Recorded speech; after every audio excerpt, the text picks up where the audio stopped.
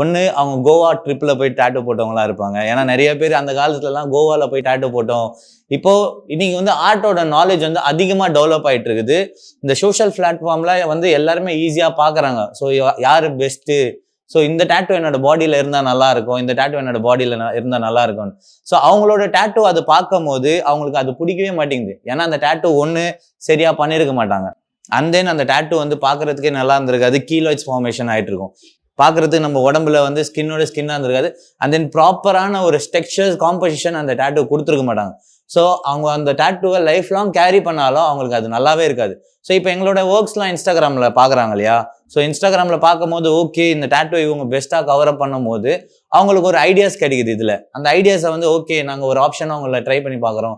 So முக்கால்வாசி கவரப்கான ரீசனே வந்து அப்போ போட்ட ஒரு 10 years பேக் போட்ட டேட்டூங்க இன்னைக்கு போடுற டேட்டூ ஆர்டிஸ்ட்களும் கவரப் வருது.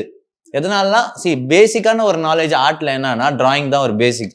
அந்த நம்ம ஒரு டேட்டூ வந்து ஒருத்தவங்களோட பாடியில போடுறோம்னா ஃபர்ஸ்ட் பேசிக் நாலேஜ் வந்து அவங்களோட ஸ்கின்னுக்கு இந்த டேட்டூ எப்படி இருக்கும் ஃபியூச்சர்ல, அது என்ன மாதிரி ரியாக்ட் இருக்கும், இது பார்க்கறதுக்கு நல்லா இருக்குமா நல்லா இருக்காதுன்னு இந்த நாலேஜ் ஆர்டிஸ்டுக்கு இருக்கணும்.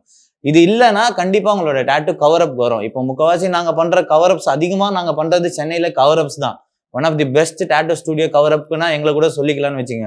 எதனாலனா அவங்களுக்கு வந்து அந்த பர்ஸ்பெக்டிவ்னஸ் டேட்டூல கிடைக்கிறது இல்லை. அந்த குவாலிட்டியான ஆர்ட்டும் அந்த டேட்டூல கிடைக்கிறது இல்லை.